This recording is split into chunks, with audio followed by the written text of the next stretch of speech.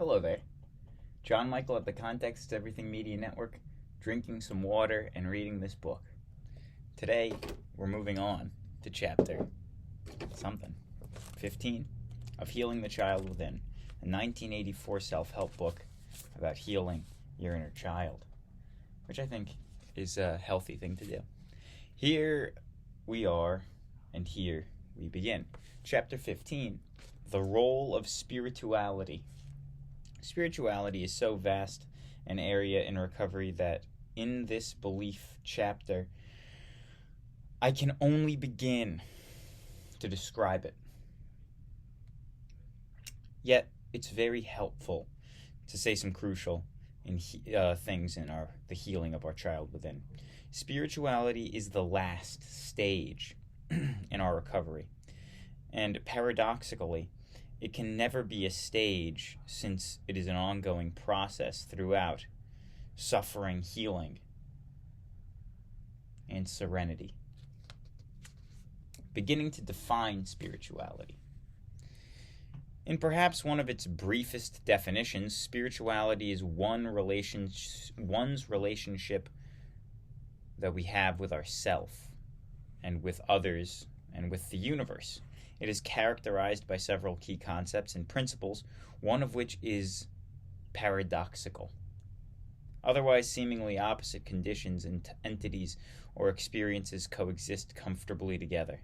For example, spirituality is both subtle and powerful. It is like our breath. We go about most of our day not even realizing that we are breathing, yet our breathing is so powerful that if we stop, we die. Spirituality is personal.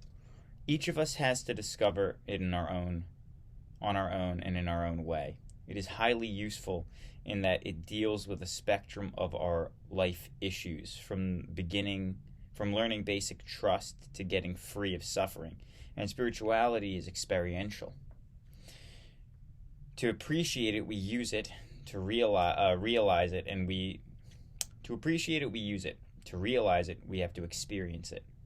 We cannot know it ultimately throughout our intellect or reasoning. It is not knowable. It is only beable. Oh, is this the last chapter of the book? This is the last chapter of the book. It is indescribable. It is so vast that even if we were to read all of the world's great holy books and listen to all of the great spiritual masters, we would still not fathom it. Spirituality is inclusive and supportive. It does not reject anything. And here is where organized religion may enter, because it is part of spirituality. Thus, while spirituality is not organized religion, it includes it, supports it, and then transcends it. It is healing and growth including, and thus is ultimately fulfilling.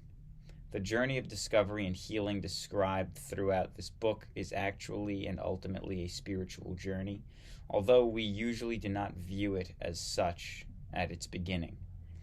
As we enter and work through each healing stage, we move to the next stage, and when we move from one stage to the next, we do not abandon or cancel the former stages, rather, we transcend them, which means that while we still respect and use them, it is appropriate and spontaneous for us.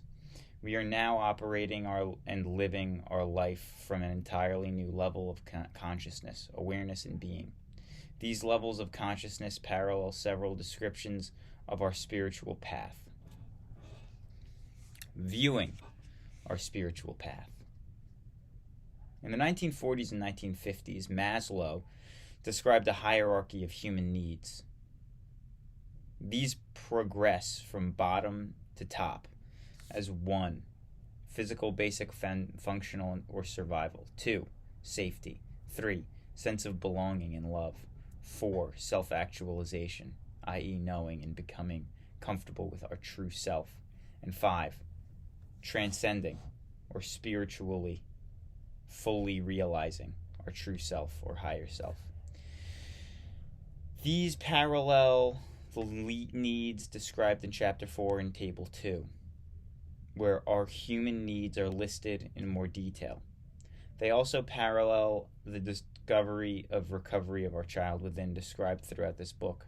And finally, they parallel our lives of human awareness or consciousness. As we learn various ways of looking at, conceptualizing, and mapping our journey of recovery, we see that these are similar, perhaps even the same journey looked at in slightly different ways. These three ways also parallel the path of the 12-step recovery: surviving active alcoholism or chemical dependence, codependence, overeating, or other mistreatment and suffering, then admission of a problem, and then changing our isolation, sharing, including, or our isolation to sharing, including eventually within a higher power. What? They bisect the sentence with a table, so I kind of got, like, the sentence goes from here to here, but I was looking at it, doesn't matter. I'm going to read the sentence again. These three ways also parallel the 12 steps of recovery: surviving alcoholism or chemical dependence, codependence, overeating, or other mistreatment and suffering, then admission of a problem, and then changing our isolation to sharing, including eventually with a higher power. As we progress in working steps, next comes self-examination, catharsis, and personality change, followed by improved relationships, helping others, and then discovering serenity. As we grow in healing our child within, we begin to notice that our child is not limited to only one or two levels of being, awareness and consciousness. Rather, our child within also parallels and exists along these same 7 levels as shown in Table 15. Let's start with Table 14, which is right here.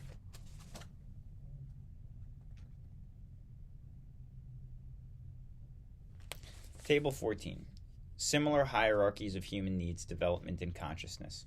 Maslow's needs: transcendence, self-actualization, belonging, love, safety, physiological.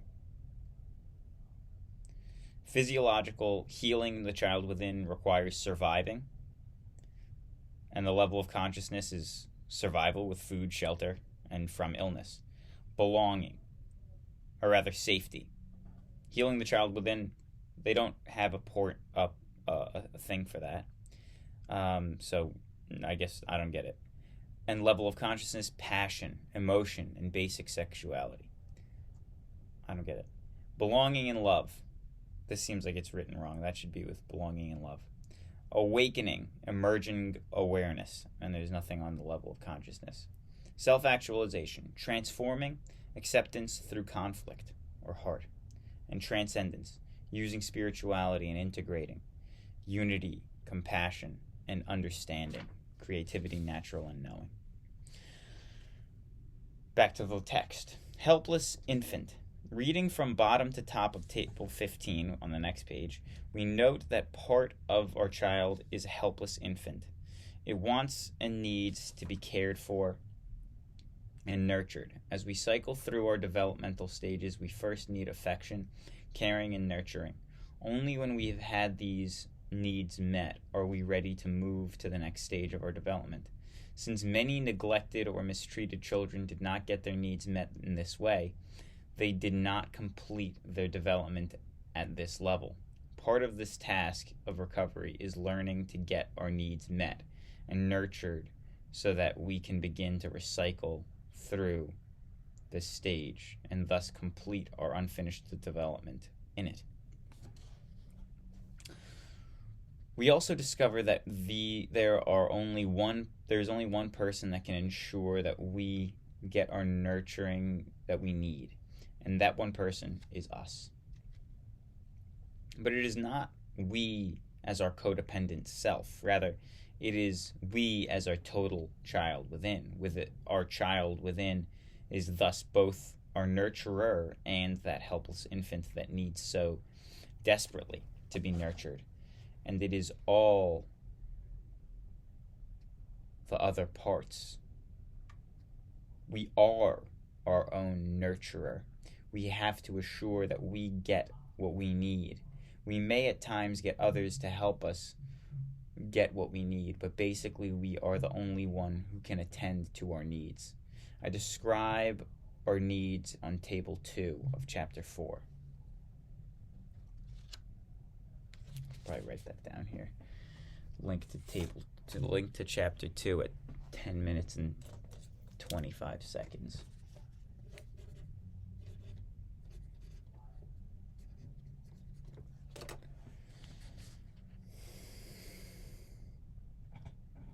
Or chapter 4. Table 15. Levels of being, awareness or consciousness of our child within.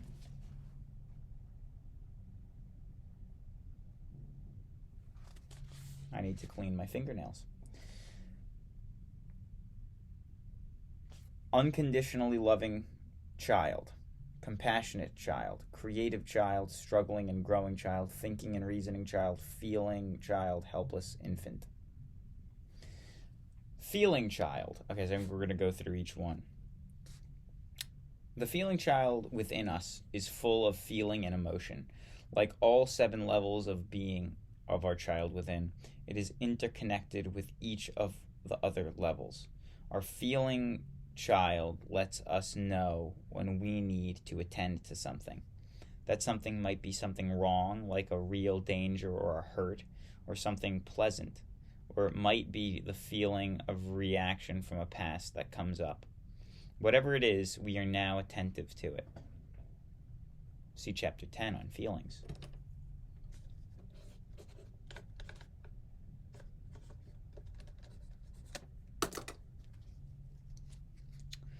Thinking and reasoning child. The thinking and reasoning child is related to our ego, mind, or self. It is what many people think they are, their identity. It is also often mistaken for the seat of power. It is only part of us. Our thinking and reasoning child is perhaps the part of our true self that is most directly connected to our codependent self. We might even say that they are friends more than any other. It understands our codependent self and is also may be able to work with it, and we need our codependent self. Many people have an exaggeration or overdevelopment of their thinking and reasoning child and their codependent self. As we recover, we bring into play the other parts of our child within, and we become more balanced, integrated, individuated, and whole. Struggling and growing child. This is the next one. This doesn't seem to be going in.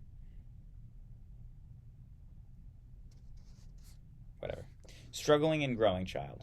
Our struggling and growing child is equivalent of the heart level of consciousness and is the key to our higher self in realizing serenity.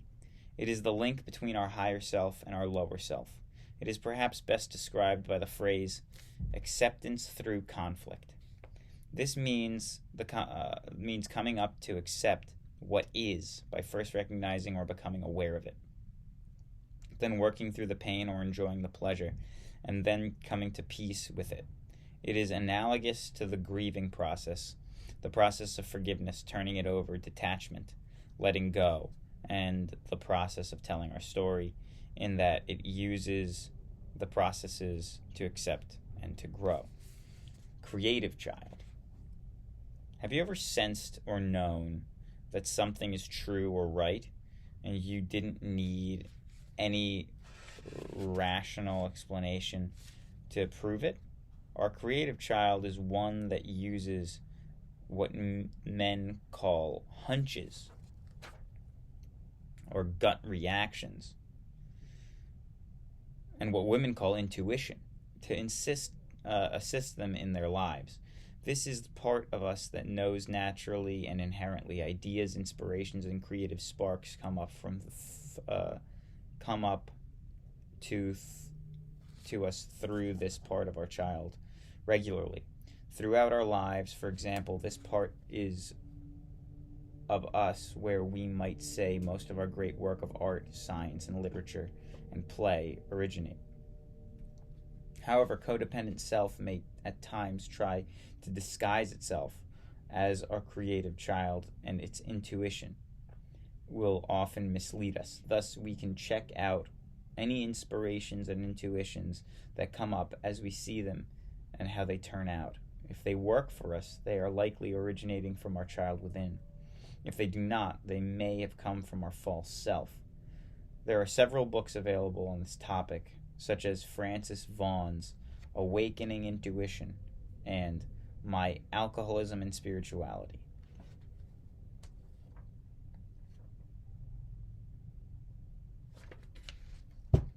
Compassionate child. Have you ever been with someone or listening to their story? Have you ever been with someone and on listening to their story, you become so touched or moved that a tear comes to your eyes? Yet at the same time, you know they were suffering or had suffering and or experienced joy, and you knew that it would not be helpful to try to rescue them or try to change them?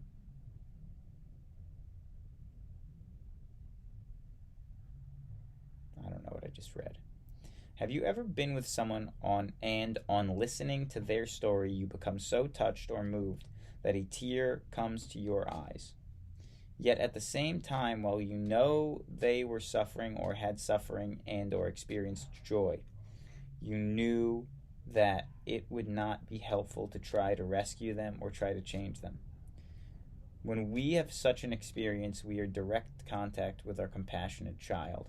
In fact, at this instance, we are our compassionate child. Our compassionate child is a sort of mirror image or direct opposite to the passionate child. Our passionate child may want to try to fix, rescue, or change the other person. We may also notice that our creative child is the mirror image of our thinking and reasoning child, and that our unconditionally loving child is the mirror image of our helpless infant. Unconditionally loving child. And that'll be the end of our reading for today. This part of us is, for many, the most difficult to comprehend and to be. We were perhaps so mistreated growing up, and for some of us still are being mistreated, that we are unable to love anyone unconditionally, including ourselves. Because if this difficulty, and because I believe that this is a core recovery issue for the adult children of trauma, I will discuss it in more detail. Love and unconditional love. Low self-esteem, a sense of inherent defectiveness and unworthiness, is a common experience among those of us who have been mistreated. It is also common among those who have developed an illness such as alcoholism, chemical dependence, codependence, an eating disorder, or similar conditions wherein one feels like a victim. Related to several important factors, including inability to control alcohol, drugs, eating, other people, or whatever, we believe that we are simply not worthy of receiving love. Rather than believing we are unlovable, we can shift to believing that we do not need love. This translates into, I don't want to be loved. And then finally to, I will reject love no matter who gives it to me. We end up with a frozen feelings, or an inability to fully experience feelings and emotion, especially including love.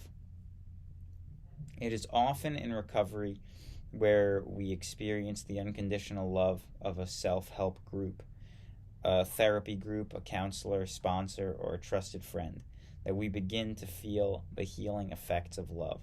Indeed, love is the most healing of our resources, and it takes several years of being so loved to get well and stay well.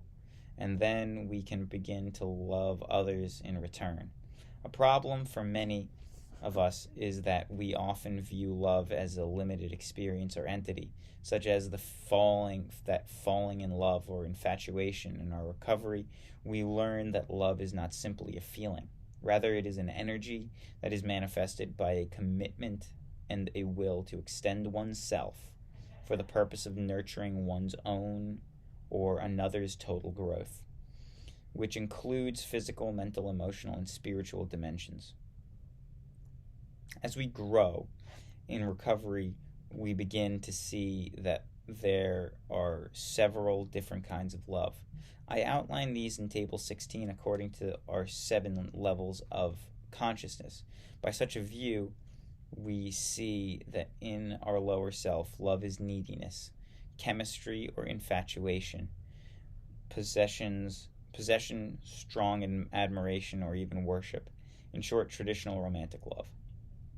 Many people who grew up in troubled homes and who experienced a stifling of their child within become stuck at these lower levels or in ways of experiencing love.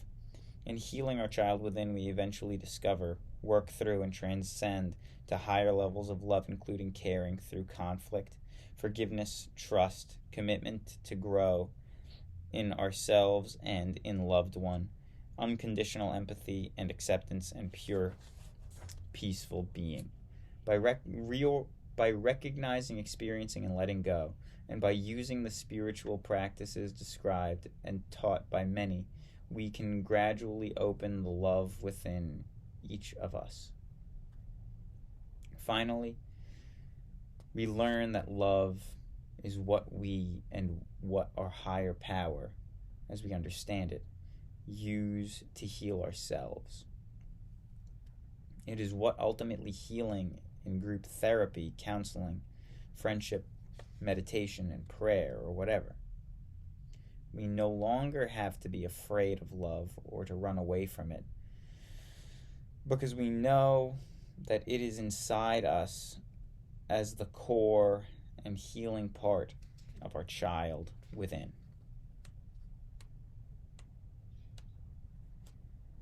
Tomorrow we finish the book. Have a lovely day, and God bless. And subscribe if you've made it this far. Thank you.